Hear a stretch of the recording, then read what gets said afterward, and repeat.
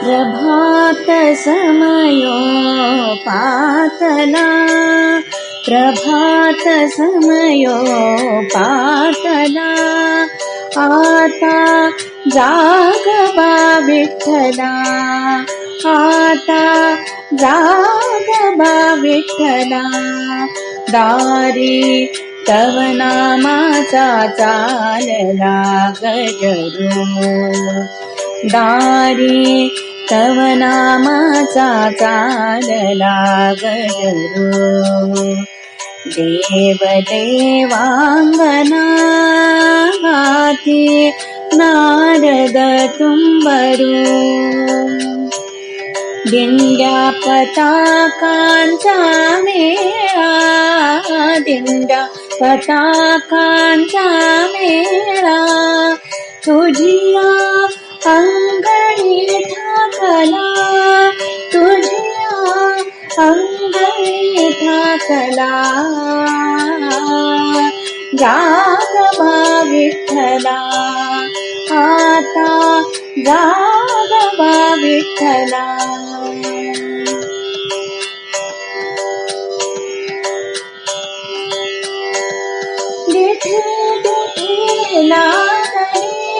तुझिया श्रीमुख कमळावरी, श्रीमुख कमळावरी, श्रवणमुखे रंगली श्रीधरा नामाची माधुरी, हो नामाची माधुरी, प्राणांची आरती आरती, प्राणांची आरती, काकडा नयनी चेतविला, काकडा नयनी चेतविला,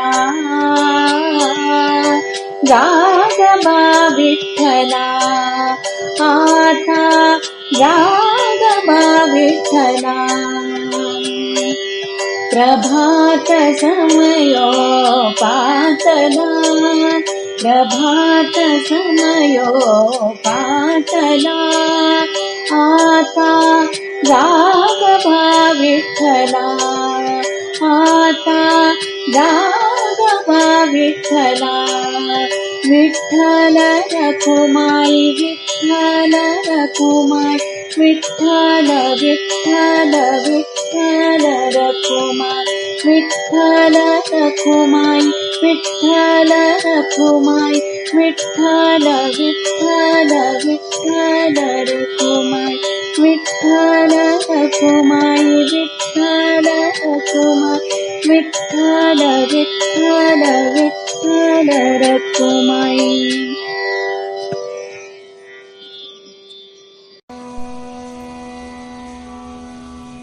सुप्रभात. संस्कार भारतीचे हे पुणे केंद्र आहे. आज सोमवार 6 जुलै 2020. भारतीय सौर 15 शार्वरी नाम संवत्सर शालिवाहन शके 1942. आषाढ महिना शुक्ल पक्ष प्रतिपदा तिथी. आजचा विचार: माणसाला जिंकायचे तर ते केवळ माणुसकीने. यानंतर ऐकूया चिंतन. सादरकर्त्या अश्विनी कुलकर्णी. एखादी उत्तम लहानशी गोष्ट आपण दररोज करत राहिलो तर त्या गोष्टीचे कालांतराने मिळणारे फळ हे महाकाय असते. आत्ताच ऐकलेल्या सुरेल भूपाळीने आपली सकाळ सुमंगल केली नीलांबरी एकबोटे यांनी. गेली अनेक वर्ष त्या शास्त्रीय संगीताचा रियाज करत आहेत. सध्या नीता मुतालिक या गुरूंकडे शिक्षण चालू आहे. श्रोते हो, आजपासून 3 दिवस आपण एक वेगळा आणि सत्य घटनेवरील अतिशय नाट्यमय असा एकपात्री नाट्याविष्कार ऐकणार आहोत.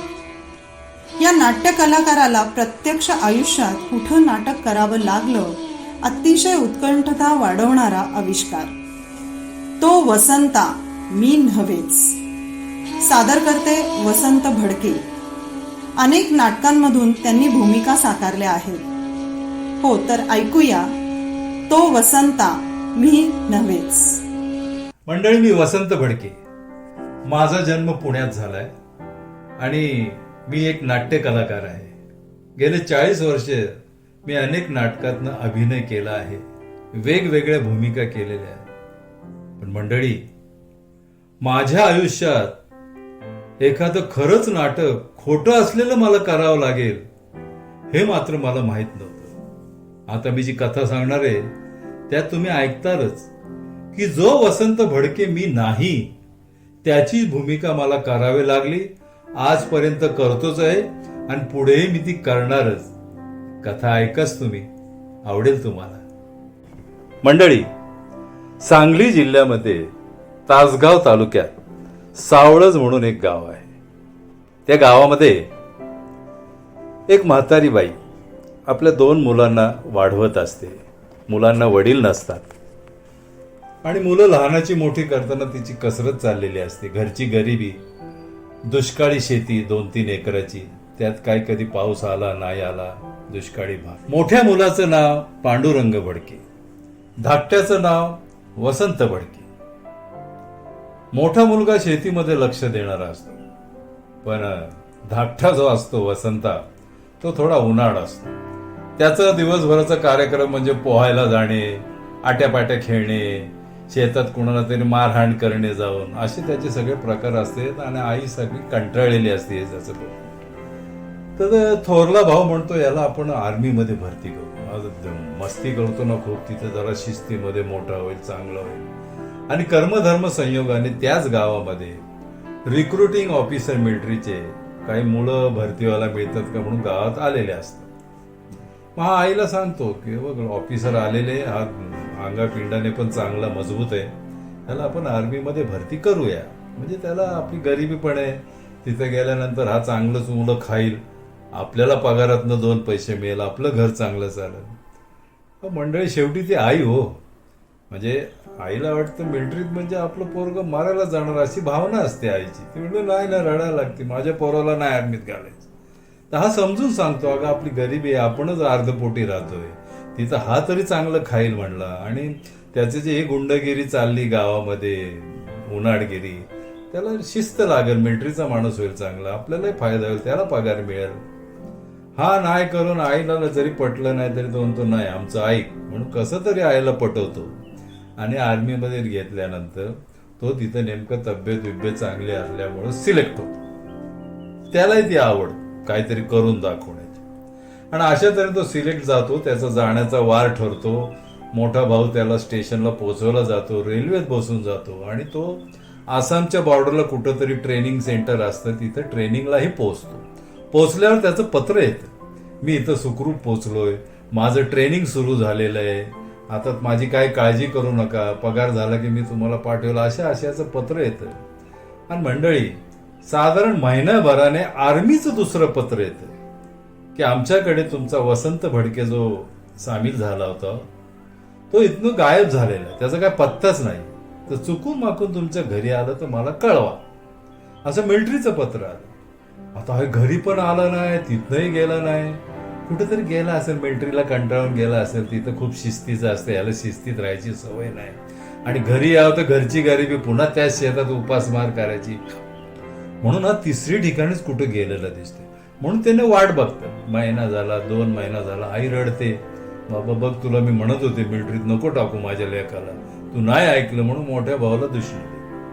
मंडळी, 6 महिने झाले, वर्ष झालं, 2 वर्ष झाले, ह्याचा काय पत्ता नाही. आई तर घरी रडतच बसलेली. मग यांनी पेपरला बातमी देतात हरवला म्हणून, तरी काय नाही. ओळखीच्या सगळ्या मित्रांकडं, नातेवाईकांकडं, तरी ह्याचा पत्ता नाही. आणि आई तर सतत तेव्हापासून तर आज तागात ती रडते, त्याचा पत्ताच नाही. मंडळी, हे मी सांगतो ही गोष्ट 1990 सालची आहे माझ्या बाबतीत. मी नाटकात काम करणारा, माझे नाव वसंत भडके. त्यावेळेला मला वाटतं मी 8वं पाऊल ह्या नाटकात काम करत होतो. आणि माझी नाटकाची जाहिरात यायची, त्यात माझा फोटो यायचा आणि खाली कलाकारांच्या नामावळीत वसंत भडके असं नाव छापून यायचं. योगायोगाने पेपरची जाहिरात, तो पेपर त्या पांडुरंग भडकेच्या हातात त्या दिवशी आला 90 साली. आणि त्यांनी बघितलं माझा फोटो खाली कलाकाराच्या यादीत वसंत भडके, तो नाचायलाच लागला घरामध्ये. आईकडे गेला, म्हणलं आपला वसंत सापडलाय, आपला वसंत सापडलाय, हे बघ त्याचा फोटो आलाय. आईने बघितलं, आई रडायला लागली. मंडळी, त्याच्या माझ्या नुसतं नावातच साम्य नाहीये, तर दिसण्यातही अतिशय साम्य. अगदी मी तसाच दिसायला, तब्येतीने माझा तसा. तर आम्ही म्हणलं घेऊन ये त्याला, घेऊन ये. मग त्याने जाहिरात वाचली. मंडळी, सावळजला तासगावला जाहिरात वाचली. माझी जाहिरात पुण्यातली होती. पुण्यात माझा टिळक स्मारकला दुपारी 12:30चा प्रयोग आहे आणि त्याने सकाळी ही जाहिरात वाचली. त्याने ताबडतोब सगळी मंडळी गोळा केली. आता या शेतकऱ्याची स्थिती सुधारलेली होती. याने BSc ऍग्री करून, शेती डेव्हलप करून, जे 2-4 एकर शेती होती ती 150 एकरवर नेलेली, चांगला बागायतदार झालेला आणि तासगावचा प्रसिद्ध शेतकरी हे पांडुरंग भडके झालेले. ते तिथले माजी सरपंच आहेत. नंतर RR पाटील आपले माजी मंत्री, गृहमंत्री, ते त्यांचे क्लासमेट आहे. इतके ते मोठे झाले. त्यामुळे त्याचा राबता चांगला होता. दारात जीप होती. त्याने 4-6 माणसं जमा केली आणि म्हणलं चला पुण्याच्या दिशेला, आपला वसंत सापडला. आणि मंडळी सगळे पुण्याच्या दिशेला. आता त्याने अंतर किती आहे पुण्यापासून तासगावचं याचा काही हिशोब केला नाही. आमचं नाटकाचं आम्हाला माहित असं 3 तासाचाच पिरियड असतो. 12:30चं नाटक 4-4:30ला संपलं. आणि मंडळी, यांची गाडी साधारण 6 वाजता पुण्यात आली. टिळक स्मारकला आले. टिळक स्मारकला आल्यानंतर चौकशी करायला लागली, 8व्या पाऊलचे कलाकार कुठे, 8व्या पाऊलचे कलाकार कुठे. तर नाटक संपून शुकशुकाट झालेलं. सगळे म्हणलं ते नाटक कधी 4लाच संपलंय, तुम्हाला उशीर झालेला आहे, तुम्ही काय काम आहे नाटकासाठी तुमचं. नाही म्हणे, त्याला वाटलं आपलं खरं नाव सांगावं तर वसंत भडके पळून जाईल, त्याला कळालं तर. आधीच तो घरी येत नाही, त्याला आपण धरायला आलेलो. मग तो म्हणला मी सांगलीच आहे, माझं नाव पाटील आहे आणि माझं जरा काम आहे त्या कलाकारांकडे, पण त्यातले वसंत भडके आम्हाला पाहिजे. मला वसंत भडके आम्हाला माहिती आहे, पण तो आता कुठे काय माहित नाही. नाटक संपलं, ते गेले आपापल्या घरी. आणि दुसरा प्रयोग त्यांचा चिंचवडला आहे. आता तिथं सुरू झाला असेल, चिंचवडला गेले ते. म्हणून मला काय नाही चिंचवड कुठं काय माहित नाही बाबा म्हणले. तर तुम्ही मला त्याला कसं भेटेल जरा सांगा ना. तर तिथं आमच्या मनोरंजन नाट्य संस्थेचे मोहन कुलकर्णी होते. त्यांनी ते ऐकलं, माझं नाव पण ऐकलं. त्यांना म्हणले तुम्हाला वसंत भडकेला भेटायचं का, हे काम करा म्हटलं. वसंत भडके आता काय तुम्हाला भेटणार ना, तो गेला चिंचवडला, तिथं त्याचा प्रयोग होऊन तो रात्री उशिरा सुटेल. तर तुम्ही असं करा, जर तुमचा मुक्काम असेल पुण्यामध्ये तर तो इथलं बाजीराव रोडला टेलिफोन एक्सचेंज मध्ये कामाला आहे. तर तुम्ही सकाळीच तिथं 9ला जातो, तो उद्या ऑफिसला येईल आणि तुमची गाठ पडेल. याला आयडिया फारच आवडली आणि लगेच गेला. आपल्या सारसबागेजवळ ते अशोका लॉज आहे, ते त्यांच्या मित्राचंच होतं, खैरे म्हणून त्यांचे मित्र. ते त्यांनी बुक केलं आणि 5-6 मंडळी त्या तिथं मुक्कामी राहिले लॉजवर. आणि सकाळी उठल्या उठल्या बाजीराव रोडच्या टेलिफोन भवनला हे पांडुरंग भडके आपल्या 5-6 मित्रमंडळींना घेऊन गेटवर आले. आणि मी दिसतात भाऊ बघितल्यावर तो पळून जाईल म्हणून लपून एका ठिकाणी उभा राहिला. बाकीच्या 4 लोकांनी एक या कोपऱ्यात, एक त्या कोपऱ्यात, एक रस्त्याच्या पलीकडं अशी फिल्डिंग लावली. आणि म्हणलं मी त्याला पकडला की तुम्ही या. झालं. 9 वाजले, 10 वाजले, 11 वाजले, पण माझं काय पत्ता नाही. पण मेन ऑफिस असल्यामुळे अनेक लोक येत होते, जात होते. हा प्रत्येक माणसाकडे तोंड लावून बघत होता, पण मी काय त्याला दिसत नव्हतं. मंडळी, तिथे सरकारी ऑफिस आणि मी जरा ऑफिसचा थोडा लाडकाच. नाटकात काम करत असल्यामुळं मी उशिरा आलं, अर्धा दिवस दांडी मारली तरी त्यावेळेला ते ऑफिसर लोक खपवून घेत होते. आणि नेमका त्या दिवशी मी सकाळी आलोच नाही. जवळजवळ दुपारचे 12 वाजायला आले. वॉचमॅनच्या लक्षात आलं हा माणूस प्रत्येकाकडे वेड्यासारखा बघतोय टक लावून आणि जात नाही, इथंच उभा आहे तासन तास. म्हणून त्याने त्याला हटकलं आणि विचारलं, हो साहेब, काय तुम्ही सकाळी 9 पासून उभे? म्हणलं काय काम आहे इकडे?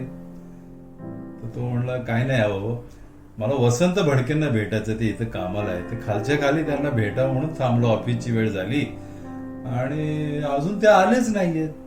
ते म्हणले अहो हे ऑफिस आहे मेन, इथे एवढी गर्दी, लोक येतात जातात, या गर्दीतून ते गेले असतील निघून, वर 3ऱ्या मजल्याला बसतात. म्हणलं तुम्ही 3ऱ्या मजल्यावर जा, तिथं वसंत भडके फेमस आहे, आमच्या नाटकात काम करतो ऑफिसच्या, तुम्ही भेटा आणि तिथं जाऊन विचारा, वसंत भडके आले असतील, तुम्हाला भेटतील. झालं. तो माणूस आत आला बाबा, लिफ्टला उभारला तर लिफ्टला बरीच गर्दी होती. लिफ्टला न थांबता तर लिफ्टला हा आला, जो आमचा भाऊ म्हणतो, म्हणजे पांडुरंग भडके त्याचं नाव आहे. आणि लिफ्टला गर्दी बघितलं, त्याला काय दम निघाना, भावाला कधी भेटतोय असं झालं. त्याने लिफ्टची रांग सोडून दिली, जिन्याने धडधड धडधड पायऱ्या वर चढत तो 3ऱ्या मजल्यावर आला. घाय घाय त्याने तिथला एक शिपाई दिसला ऑफिसचा, त्याला विचारला, अरे वसंत भडके कुठं भेटतात? त्याने म्हणलं, भडके साहेब ना, ती काय त्या 3ऱ्या रूम मध्ये जा बघा, तिथं हात विचारा, भडके कोणी सांगेल, फेमस माणूस आहे, आमच्या नाटकात कामं करतो, हिरो आहे आमच्या ऑफिसचा. त्याला जरा मनात बरं वाटलं, राव आपला भाऊ फारच प्रसिद्ध झालेला दिसतो. आणि तो गायगात त्या रूम जवळ आला. रूम जवळ आला आणि त्या रूम मध्ये जरा 8 ते 10 लोक आम्ही बसलेलो असतो, पण मी नव्हतो. पण माझे बाकीचे मित्र आपापल्या कामात गर्क होते. त्यात अशोक आवचड नावाचा मित्र होता. त्याचं लक्ष बाहेर गेलं, कोणतरी माणूस सारखं डोकवतोय, म्हणून त्याने हात करून त्याला आत बोलवलं, इकडे इकडे. म्हणजे काय तुम्ही डोकवतोय, काय पाहिजे? तो म्हणला, मला वसंत भडकेंना भेटायचंय, जरा त्यांच्याकडे काम आहे. तर तो म्हणलं, बसा, माझा मित्रच आहे म्हणला. तो काय आलेला नाही, पण येईल, उशिरा येतो म्हणलं, नाटकात कामं करतो, त्याची जागरणं असतात. आणि त्यात काल त्याचे 2 प्रयोग होते, तर रात्री उशीर झाला असेल झोपायला, त्यामुळे उशिरा उठला असेल. आता वेळ झाली, येईल म्हणलं, बसा. तर आलो, तो बिचारा बसतो. आणि अशोक आवचड आमचा बोलक्या. तो म्हणलं, बोला, त्याच्याकडे काय काम काढले, माझा चांगला मित्र आहे. नाही, तुम्ही बराच वेळ खाली थांबलाय आणि आता इथं पण बराच वेळ थांबलाय म्हणून विचारतो. तेवढ्यात ऑफिसचा चहा आला, त्याने चहा पण दिला आणि गोडीत विचारलं, काय काम असेल तर सांगा, माझा चांगला मित्र आहे. आणि अधिक बोलका असल्यामुळे त्याने माझी माहिती दिली. हा बघा, मुलीबद्दल आला असता स्थळ वगैरे बघायला तुमच्या वसंताचं, तर त्याचं लग्न झालेलं आहे, त्याला एक छोटा मुलगा पण आहे. नाही, तुमचा वेळ जाऊ नये म्हणून सांगितलं. तर तो जरा हसला, म्हणला, नाही हो, लग्न बिग्नाचं नाही, माझं जरा दुसरंच काम आहे त्यांच्याकडे. आमच्या मित्राला वेगळी शंका आहे, याने काय पैसे बिशे बाबा याचे घेतले का काय, म्हणून तो हळूच म्हणला, तुमचे काय पैसे बिशे घेतलेत का? तसे सांगा, तो माझा खास मित्र आहे, मी तुमचे पैसे आत्ता देतो, आल्या त्याच्याकडे वसूल करतो, तुम्ही जाऊ शकता, मी त्याचा खास मित्र आहे. तर तो म्हणला, नाही हो, पैसे पण नाही घेतले, माझं दुसरंच काम.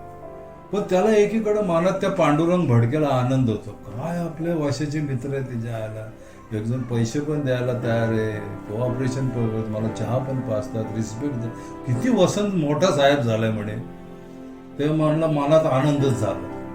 पुन्हा बराच वेळ जातो, माझा काय पत्ताच नाही.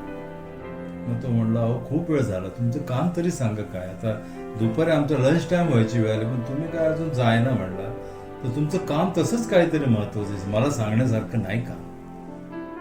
त्याच्या डोळ्यात अश्रू आले पांडुरंग भडकेच्या, असे ते घळघळ गळायला लागले. आणि न राहून त्याने सांगितलं, कसं सांगू साहेब तुम्हाला, अहो तो माझा धाकटा भाऊ आहे वसंत भडके. तो असं मिलिटरीत गेला होता आणि तिथून पळून गेला, घरी पण आला नाही, काय नाही. त्याला आज 15 वर्ष झाली बघा, 15 वर्ष आम्ही त्याला शोधतो. माझी आई तर 15 वर्ष रडते, तिच्या डोळ्यातलं पाणी आटत नाहीये बघा. आणि आता ही जाहिरात पाहिली आणि आईला दाखवलं, ती म्हणलं, हाच आपला वसंता, जा त्याला घेऊन आण. मी आईला सांगून आलो की त्याला नेतोय आणि मी त्याला आज घेऊनच जाणार आहे आणि म्हणून आलोय म्हणून. अशोक अवचट एकदम संपत झाला. त्याने मनात विचार केला की आपण नोकरीला लागल्यानंतर वशाची आपली भेट झाली, नंतरची आपली ओळख माहीत झाली, पण नोकरीला लागायच्या आधी हा सांगलीचा आहे, तासगावचा, हे आपल्याला याने सांगितलंच नाही की असं लफडं झालेलं आहे म्हणून. मग म्हणलं, अहो हे आम्हाला माहित नाही, हे कधी सांगितलं नाही वशाने. काय काळजी करू नका, तो इथं आला नाही ना, माझ्या मित्राला सांगतो, ए दत्त्या, दत्ता भोड म्हणून माझा दुसरा मित्र होता, तुला काय आज काम दिसत नाही जास्त, याला घेऊन वशाच्या घरी जा, येरोडा हाऊसिंग बोर्डच्या तिथं. तो पडला असेल, रात्री प्रयोग केला, झोपला असेल, म्हणला उठला नसेल, त्यांना घर दाखव. तर तो म्हणला, त्यांना नुसतंच पाठव, त्यांच्या गाडीवर कशाला, म्हणलं माझी जीप आहे खाली, आम्ही जीप मध्ये त्याला घेऊन जातो, परत आणून सोडतो. झा, ते दत्ता भोड लगेच त्यांना घेतलं आणि ही लगेच जीप गाडी आमच्या येरोडा हाऊसिंग बोर्डच्या दिशेने निघाली. मंडळी, योगायोग असा की येरोडा हाऊसिंग बोर्ड जवळ जसजसे ते येत असतील त्याच वेळा आम्हाला जाग आली, माझा आवरून मी ऑफिसच्या रस्त्याला लागलो. घरात मी एकटाच होतो, बायको माहेरी गेली होती, घराला कुलूप केलं आणि मी आपला बाजीराव रोडच्या दिशेला. 5 मिनिटातच यांची जीप आली. येऊन बघतात तर घर बंद, घराला कुलूप. पांडुरंग भडके म्हणले आमच्या मित्राला, हे बघा तुमच्या मित्राने तुम्हाला घर दाखवायला पाठवलं आणि त्याला फोन केलेला दिसतोय घरी, तुझा भाऊ येतोय म्हणून, बघा कुलूप लावून पळून गेला. त्यात माझ्या त्या वसंत भडकेच्या वर्गामध्ये असणारा एक हनुमंता म्हणून पोऱ्या होता, कोण त्याला आणलं होतं, बाबा तू ओळखशील, तुझा दोस्तचे 15 वर्ष एकत्र राहिलात. तर माझ्या दारावर मी हाताने वसंत भडके असं खडूने लिहिलं होतं, कारण नेमप्लेट अजून माझी यायची होती की लोकांना कळावं इथं भडकेला. त्याने ते अक्षर बघितलं वसंत भडके आणि तो डोक्यावर हात ठेवून खालीच बसला आणि रडायला लागला, हे माझ्या वशाचंच अक्षर येणार राव, मी काय ओळखत नाही का त्याचं अक्षर, आज आम्ही 10वी पर्यंत एकत्र होतो ना. अरे बापरे. मग त्यांनी शेजारी चौकशी केला, हे भडके साहेबांच्या घराला कुलूप आहे, कुठे गेले ते शेजारचे म्हणले आत्तापर्यंत होते बघा. म्हणलं आत्ता एक 10 मिनिटच झाले, कुलूप लावून गेले, त्यांची बायको माहेरी एकटेच असल्यामुळे गेला, ऑफिसला गेला. चल त्यांना म्हणले आता परत आपण ऑफिसला जाऊ, आमच्या दत्ता भुवडला म्हणले. चल. भुवड साहेबाला माझा जवळचा मित्र असल्यामुळे दत्त्याला माझी सगळी माहिती. तो म्हणला ऑफिसला जाताना मध्ये कोंडवा लागतं मार्केट यार्ड जवळ, आणि तिथं त्याचं बंगल्याचं काम चाललंय. तर मला त्याची सवय माहिती आहे. म्हणलं आधी बंगल्यावर जातो, काम कशा पद्धतीने चाललंय ते बघतो, मग ऑफिसला. तुम्हाला माहिती आहे का, झालं मंडळी सगळे माणूस माझे जिथं बंगल्याचं बांधकाम चाललं होतं तिथं आलं. गवंडी लोक काम करत होते, वाळू रेती उपसा चालला होता, पण मी काय तिथं दिसलो नाही. मग त्यांनी चौकशी केली, वसंत भडके नाही का आले इथं. ते आमचे कामगार म्हणले भडके साहेब रोज येतात, पण आज का आले. बघा म्हणले तो मला चुकवतोय, त्याला तुमच्या मित्रांना सांगितले तुझा भावाला, तो माझ्यापासून पळतोय 15 वर्ष, तर आता तरी कसं भेटल मला, म्हणून तो हाताच झाला. आता म्हणलं असं नका करू, आता इथं नाही ना आला तर आमच्या ऑफिस जवळच रूटवर खडकमाळेला त्यांची सासूरवाड आहे, त्याचा स्वभाव सासूरवाडाला टच करतो, तो तिथं भेटतो, त्यात त्याची बायको माहेरी म्हणजे तिथं असेल, आणि मग ऑफिसला येतो, आपण तिथं जाऊ. मंडळी जीप गाडी घेऊन ते खडकमाळेला, आणि त्याने लांबनच दाखवलं, ते बघा ते त्याचं घर आहे. ते म्हणलं तुम्ही काय येऊ नका बाबा, तो पडेल, मी एकटाच जाऊन आधी बघतो. आणि मग तो एकटाच आमचं असं गल्ली बोळातलं घर, ते सासूरवाडीला रस्त्यातच लागलेलं, आणि असं डोकून जात होता आमच्या घराकडे सासूरवाडीचं. पुन्हा यायचा डोकाचा जायचं, काय मी त्याला दिसत नव्हतं, छोटस घर. पण आमच्या सासूबाई होते आणि त्या शेतकरी, त्यांची शेती असल्यामुळं त्यांना ते फील झालं की हा माणूस डोकोतून पुढे जातो, परत येतो, डोकोतून पुढे झालं. त्यांनी आमच्या सासूबाईने हातात विळाच घेतला, दारात आले आणि त्याला हात केला, इकडे इकडे, काय काय तुम्ही डोकू जाते काय. त्यांना नाही, मला वसंत भडकेची सासूरवाडी ना, मला त्यांना भेटायचंय, मी ऑफिसला गेलो ते आलेले नाही, पण मला कळलं इथे येतात, आले नाही का. मग ते सासूबाई नरमले, अरे आपल्या जावयाचेच कुणीतरी दिसत, मग असं सांगा ना म्हणल्या. त्यांनी वेळा घरात ठेवला, या या म्हणले, बस काय काम आहे. तर त्यांनी पण सांगितलं नाही की मी कोण आहे ते, पांडुरंग भडके नाव सांगितलं नाही. ते म्हणलं माझं नाव पाटील, मी सांगलीला असतो या, आणि मला नाटकाच्या संबंधित त्यांना बोलायचंय, तर त्यांना भेटणं माझं फार महत्वाचं आहे, मला तासगावला परत जायचंय मला. ते म्हणलं रोज येतात ते, पण आज काय आले नाही. तर ऑफिसला बघा आले असेल तर ते नाही ना आले. ते म्हणलं आम्ही त्यांच्या घरी पण जाऊन आलो येरवड्याला. मग म्हणलं आता इथं तर नाही. मग आमचे मित्र म्हणला चला हो, इथं काय बसताय, एखाद्याच तो ऑफिसला पोहोचला असेल, आपली चुकामुक झाली असेल. तरी आमच्या भावाला रावाना पांडुरंग भडकेला त्याने प्रश्न विचारलाच. प्रश्न मंडळी बोलू नये पण जातीचा आला, कारण माझी सासूरवाडी म्हणलं त्याला शंका आली, आणि जातीतच लग्न केलंय का बाबा, कारण गावाला चालत नाही, आम्ही माळी.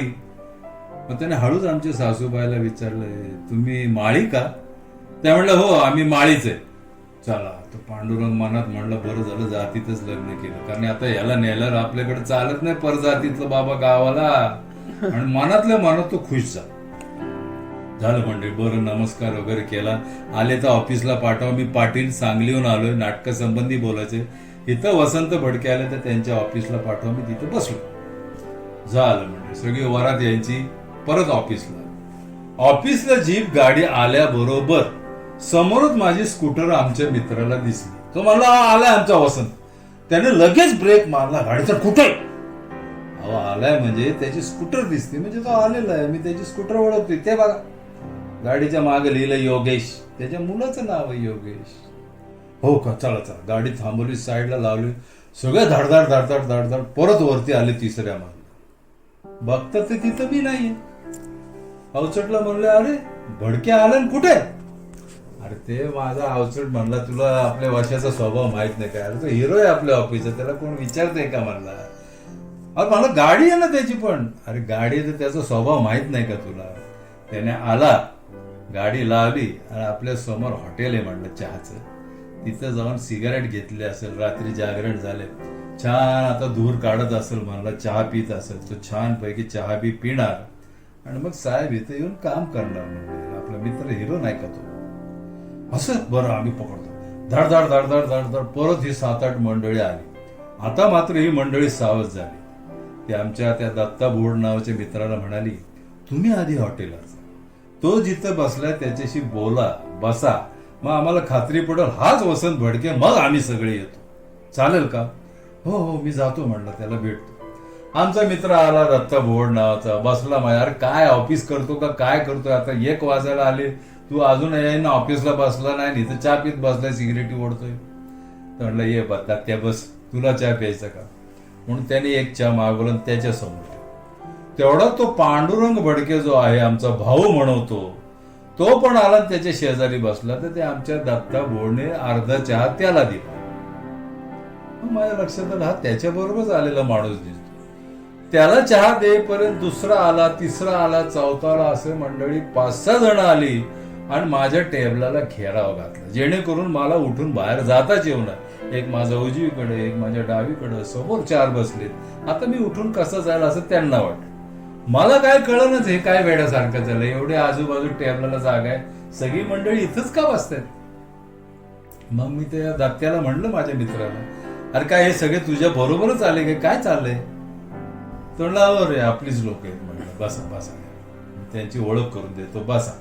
अरे मी म्हणलं तू एक चहातला अर्धा चहा त्याला देतो आणि अजून 5-6 मंडळी थांब. मी सगळ्यांना बसवलं दाटी वाटीनं, अजून एक 5-6 चहा आण बाबा, वेटरला ऑर्डर दे. त्याने परत 5-6 चहा आणले. त्या काचेच्या ग्लासात चहा होते. मंडळी सगळे असे चहा पीत बसले आणि चहाचा एक एक घोट घेताना प्रत्येक जण माझ्या चेहऱ्याकडे निरखून बघत होता आणि मी पाहिलं की इकडे तिकडे बघत होता. तर ते निरीक्षण करत होतं, हा तोच वसंत भडके का तास घेऊन पळाले. आणि मला तर काय कळायला मार्गच नाही, असं काय विचित्र बघतं. चहा पिऊन झाला प्रत्येकाचा. मग त्यानेच विषय काढला, पांडुरंग भडके. म्हणला मला ओळखलं काय? मंडळी आम्ही नाटकवाली मंडळी, कुणाला नाही कधी म्हणतच नाही की मी ओळखत नाही. मी म्हणलं हा तुमचा चेहरा कुठेतरी पाहिल्यासारखा दिसतोय. लगेच तो म्हणला कुठं सांगा, आठवा. मी म्हणलं अहो कसं आठवणार, आमचे सतत नाटकाचे दौरे चालतात, अनेक गावं अनेक शहरं आम्ही हिंडतो, पण तुम्ही सतत आल्यामुळं मला कुठेतरी जाणवतं की तुम्ही सतत माझ्या नाटकाला येता, असा चेहरा दिसतोय. तो म्हणला आठवा की राव कुठं? म्हणलं अहो तसं कसं आठवणार, अख्ख्या महाराष्ट्रभर माझा सतत दौरा असतोय, कालच मी दौऱ्यानं आलोय, कसं आठवणार? म्हणतो जरा ताण द्या की. म्हटलं बघा ना मी आठवतो. मी मनात म्हणला विचित्रच माणूस दिसतोय, ह्याला कुठेतरी पाहिल्याचा चेहरा मी कसं काय आठवायचा? एक तर मी कधी पाहिलेला नाही म्हणलं, पण आपलं बोललो नाटकी असल्यामुळे हो पाहिल्यासारखं. मग मला काहीच सांगता येईना, तेव्हा त्याने लगेच स्वतःच्या ब्रीफकेस मध्ये आणलेली माझीच नाटकाची जाहिरात माझ्या पुढे ठेवली. म्हटलं बघा हे तुमचाच फोटो आहे ना? मी म्हणलं ही माझ्या कालच्या प्रयोगाची जाहिरात आहे, मी नाटकात काम करतो, हे काल माझे 2 प्रयोग होते त्याचीच जाहिरात आहे. मग काय म्हणताय राव? म्हणलं हे फोटो तुमचाच, हे नाव तुमचंच. हो म्हणलं फोटो माझं, नाव पण माझं, मलाच काय दाखवता म्हणलं. मी त्याला थोडा वेडाच समजत होतो. तो म्हणलं तरी मला नाही ओळखलं. म्हणलं नाही. मंडळी मग तो रडायलाच लागला. अरे असं काय करतो वसंत, मी तुझं थोरला भाऊ ना. म्हणलं अण्णा पांडुरंग भडके म्हणलं मी आईला सांगून आलो, हे बघ आता आपली पहिल्यासारखी शेती दुष्काळी राहिलेली नाही, बागात झालेली, मी शेतीत वाढ केलेली आहे, आता तुला तिथं काही त्रास होणार नाहीये आणि आईकडे चल, मी आईला सांगून आलोय, आणि काय नोकरी बिकरी असेल ते सोडून दे, आता घरची परिस्थिती चांगली आहे. बघा आपली जीप आहे दारात उभे राहिली, तिथे शेतात ट्रॅक्टर उभा आहे आपला. म्हणला बांगला बांधलाय. म्हणला मी तुझं नाव दिलंय बांगल्याला, वसंत निवासन, तू आता असं पळतोय राहू. म्हणलं बघ आता किती लांब ना आम्ही आलो. मग मला कळलं की अरे बापरे अशी भानगड. मी म्हणलं अहो ते तुम्ही म्हणता तो वसंत भडके नाहीये म्हणलं मी. तुमचा भाऊ वसंत भडके का? हा ना. मग थोडक्यात त्याने मला सांगितलं, आम्ही गरिबी होती म्हणून त्याला मिलिटरीत टाकलं. मिलिटरीत महिनाभराने तिथनंही तो कुठं पासार झाला, घरी पण आला नाही, इथं ना आला. आई रडती म्हणला, वाट बघती म्हणलं ना. आता तिला सांगून आलं मी त्याला आणतो. आता मी आईला काय सांगू, चला माझ्या बरोबर. अहो म्हणलं, मी सारख्या दांड्या मारतोय, कालच 2 प्रयोग झाले, तुम्ही बघता आत्ताही मी अजून ऑफिसला गेलो नाही. असंच तुमच्याबरोबर कसं आहे, मला ऑफिसला तर करायला पाहिजे, जायला पाहिजे, काम करायला. हा, मी कधी त्या भागात माझा दौरा असला नाटकाचा. तुमचे कुठलं म्हणलं तुम्ही? तो म्हणलं तासगावचे आम्ही, सावळच आपलं गाव. हा, मग म्हणलं तिथं आमच्या सांगलीला प्रयोग असतो, सांगली, कोल्हापूर, सातारा, त्या भागात आलो आणि आमचा असतोच महिन्यात एक तरी दौरा. तर मी तुम्हाला फोन करत, तुम्ही या आणि मला घेऊन जा, मी तुमच्या घरी येईल आणि तुमच्या आईला सांगेल, बाबा तो नाहीये मी, तुमचा मुलगा म्हणताय तो वसंत भडके, मी नाहीये. तर म्हणलं असं नका बोलू. त्यातच त्याच्या बरोबर आलेल्या एका माणसाने त्याला खून करून, अण्णा जरा बाहेर चला, तुमच्याशी बोलायचं 2 मिनिटं म्हणून त्या पांडुरंग भडकेला त्याच्या मित्राने बाहेर जाऊन त्याला कानामध्ये सांगितलं, अण्णा हा तोच आहे, हा मिलिटरीत होताना पडून गेला असेल, कुठेतरी डोक्यावर पडला असेल, डोक्याला मार लागला असेल त्यावेळेला, आणि याला मागचं सगळं विस्मरण झालेलं. आम्ही काय एवढं ओळखत नाही का, हा आपलंच आहे वसंता, असं त्याला सांगितलं. तो परत येऊन गयावाया करायला लागला. तुम्ही जरी म्हणताय माझे नाही ना, तर आता तुम्ही तर नाटकात काम करताय, एकदा माझ्या आईला सांगा की मी तुझाच आहे. कारण तिचे आता थोडे दिवस झाले, थकली म्हणलं, तुमची वाट बघती गेले 15 वर्ष. तर एकदा येऊन तिला तिच्यासमोर खोटं का व्हायना पण नाटक करा की मी तोच वसंत भडके, म्हणजे तिला शेवटच्या दिवसात थोडं सुख मिळेल अशी माझी इच्छा आहे. म्हणलं नक्की येईल मी, पण आत्ता तर येऊ शकत नाही, पण 8-10 दिवसांनी माझा दौरा लागतोच म्हणलं त्या भागात, तर मी आलो की तुम्हाला फोन कर. झालं मंडळी. त्याने मला बाहेर आल्यानंतर चहाचं कार्यक्रम संपल्यानंतर बाजूला घेतलं. म्हणला आता आपली 150 एकर बागायत आहे, आपली मोठे द्राक्षाची बाग आहे 150 एकराची. तर मी विचार करून आलो, त्यातले 75 एकर लगेच तुझ्या नावावर कर, 75 एकर माझी. आणि तुला माझ्या घरात राहायचं नसेल, अजूनही सेपरेट राहायचं असेल, आपल्या घराच्या शेजारी दुसरं घर बांधून देतो, पण तू ये आणि आईला समजवतो. मी म्हणलं काय भावांचं प्रेम असतं बघा मंडळी. प्रत्यक्षात माझ्या खऱ्या भावाने मला घरातनं हाकलून दिलेला मी वसंत भडके, आणि हा पांडुरंग भडके बघा, याच्या हरवलेल्या भावाला शोधायला पार तासगावून पुण्यात आला. काय हा योग म्हणून मी अजूनही रडतोय की अरे माझ्या भावाने मला हाकलून दिलं घरात, नाही अंगावरच्या कपड्यानीची, आणि मला माझं घर करायला लागलं. आणि हा भाऊ म्हणतो तुला दुसरा बांगला बांधून देतो माझ्या शेजारी, तुझ्या नावावर 75 एकर जमीन देतो, पण तू ये. केवढं हे बंधू प्रेम म्हणलं. आणि मी म्हणलं बघा तुमचं सगळं बरोबर आहे, मी आत्ता तर येऊ शकत नाही, आणि मला तुमचं निम्मी शेती वगैरे काय नको, द्यायचं असं तर पूर्ण द्या. आणि एकदम मी पॉज घेतो, सगळे दचकलेचा पूर्ण द्या. म्हणलं घाबरू नका, पूर्ण द्या म्हणजे पूर्ण भावाचं प्रेम द्या. कारण माझ्या भावाने मला घरात काही न देता घराच्यातनं हाकलून दिले, मला इस्टेटीतलं काही मिळालं नाही. पण तुमच्यासारखा भाऊ बघा, सगळं भावाला द्यायला तयार नाही. तुमचं मला काय नको, पण बंधू प्रेम आहे हे आपल्या दोघांच्या अखेरच्या श्वासापर्यंत असंच टिकव. ह्या बोलीवर मग तो खुश झाला. म्हणलं मला काय नको, मी येणार तुमच्या घरी, आईला सांगणार की बाई मी तुझा वसंत भडके नाही वगैरे, मी एवढं नाटक करतो, तिथे एक नाटकाचा रोल करणार म्हणलं. असं आमचं ठरलं. तो म्हणलं सांगलीला आला की मला फोन करा, मी तुम्हाला न्यायला. झालं मंडळी, ठरलं. आम्ही आपापल्या घरी गेलो. मी त्यावेळेला एवढा व्यस्त होतो नाटकाचा की माझे दर 4-2 दिवसाने सारखे प्रयोग दौरे असे. मी या भानगडीचा मला विसर पडला की तो पांडुरंग भडके आलाय, मला भेटलाय. मी काय लक्ष दिलं ना, पुन्हा नाटकात गर्क झालो. पुन्हा माझा सातारा, सांगली, कोल्हापूरचा दौरा लागला. त्या भागात गेलो, तेव्हाही माझी जाहिरात गेली असेल, त्याने वाचली आणि तो म्हणला आता ह्याचा फोन येणार आपल्याला, उद्या प्रयोग आहे म्हणून घरच्यांना सगळ्यांना सांगितलं आता तो येणार, मला फोन करणार. आणि मंडळी, सांगलीचं थिएटर विष्णुदास भावे आणि हे सावळत जवळजवळ 60 किलोमीटरचं अंतर आहे. तर मी काय त्या ह्याच्यात फोन केला नाही, मला विसरच पडला होता. माझा प्रयोग केला, सांगली झाले की लगेच आम्हाला कोल्हापूरला जायचं होतं, मी लगेच गेलो कोल्हापूरला. प्रयोग संपला, हा आपला वाट बघतोय, फोन आले की त्याला न्यायला यावं, मी काय गेलोच नाही. झालं 2-4 दिवसाचा दौरा उरकून परत पुण्यात आलो मी. त्याचा पुन्हा फोन आला, अहो काय तुम्ही सांगलीत येऊन गेले आणि मला फोन नाही केला, मी तुम्हाला न्यायला येणार होतो. मी आईला सांगितलं आज आपलं वसंत येणार. हो म्हणलं या व्यापामध्ये मी विसरलो, तुम्ही भेटून आता महिना झाला. म्हणलं माझे सारखे दौरे असतात ना, मला विसर पडलं. अहो असं नका करू, आई वाट बघत होती. म्हणलं तू का त्याला आणायला जात नाही, का त्याला आणायला जात. तो म्हणला अगं त्याचा फोनच नाही आला, तुम्ही कसं जावं आणायला. मी आता परत ना म्हणलं माझा दौरा नसला तरी येणार. म्हणलं आईला भेटणार. म्हणलं मला आता उत्कंठ झाली. कोण बिचारी मावली तिचा वसंत आला, तिला जाऊन सांगू मी की मी नाही तो वसंतबाई तुझा मुलगा, पण तुला भेटायला या ना. म्हणलं ठीक आहे, नेक्स्ट टाइम येईल. म्हणलं परत 8-15 दिवस दौरा लागतोच. म्हणलं ना म्हणलं मी पुण्यात आलो आणि चित्तरंजन कोलटकरांचा एकच प्याला नाटकाचा दौरा त्याच भागातला. मी त्याला लगेच फोन केला की माझा आता दौरा एकच प्याला नाटकाचा आहे आणि तिकडे मी येणार आहे. म्हणलं तर सांगलीला आलं की तुला फोन करतो, आणि फोन जरी नाही केला तर जाहिरातीप्रमाणे त्या वेळेत तुम्ही प्रयोगाला या, आणि मग प्रयोग सुटला की तुमच्या बरोबर घरी येतो.